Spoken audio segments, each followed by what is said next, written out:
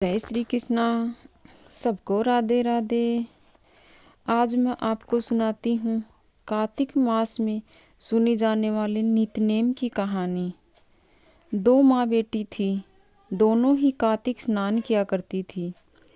एक दिन बेटी ने माँ से कहा कि मैं नित्यनेम की कहानी सुनना चाहती हूँ।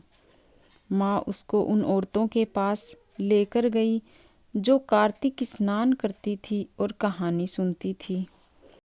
औरतों ने उसकी कहानी नहीं सुनी तो माँ ने कहा कि बेटी, यहाँ तेरी कहानी कोई नहीं सुनेगा, तू तेरे ससुराल वालों को ही कथा सुना देना। अभी तो तू कहानी सुन ले।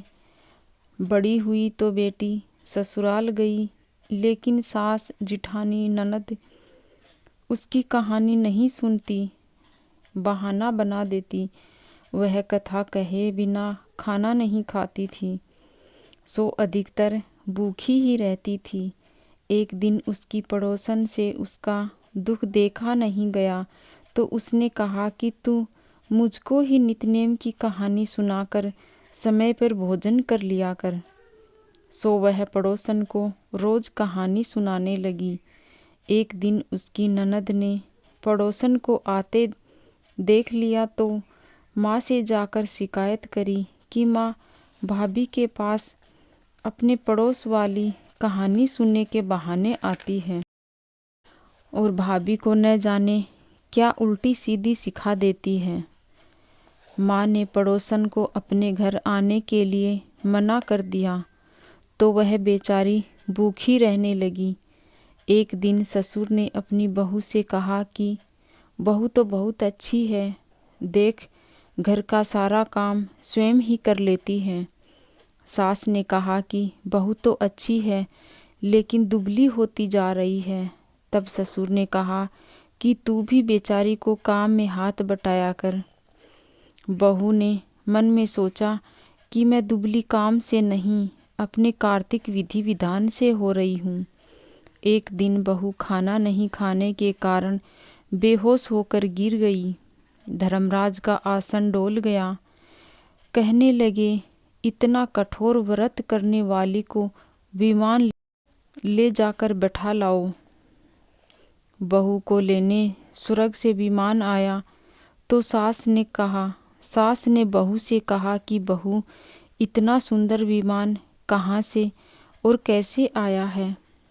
तब बहू ने कहा कि माताजी, यह मेरे कार्तिक व्रत का प्रताप है कि मुझे लेने भगवान ने स्वर्ग से यह विमान भेजा है और मैं स्वर्ग में जा रही हूँ। सास का भी मन ललचाया और बोली, बहू, मैं भी तेरे साथ चलूंगी। तब उसने कहा कि सासू जी, आपको तो कथा सुनने की फुर्सत ही नहीं थी और पड़ोसन कहानी सुनाने आती थी, उसको और मना कर दिया। अब आप बताओ कैसे आपको स्वर्ग प्राप्त हो सकता है। तब जिठानी ने कहा, देवरानी जी, हमें भी ले चलो। नहीं, आप भी तो अपने बच्चों को खिलाओ। ननद ने भाभी से बोला, भाभी मुझे तो स्वर्ग की सैर करा लाओ। भाभी ने कहा, ननद जी, तूने ही माँ को पड़ोसन की झूठी शिकायत करके मना करवाया था, सो आप भी यहाँ गुड्डा गुड्डी खिलाओ। बहू उस पड़ोसन को विमान में बिठाया जिसने उसकी कहानी सुनी थी और उसको स्वर्ग में ले गई।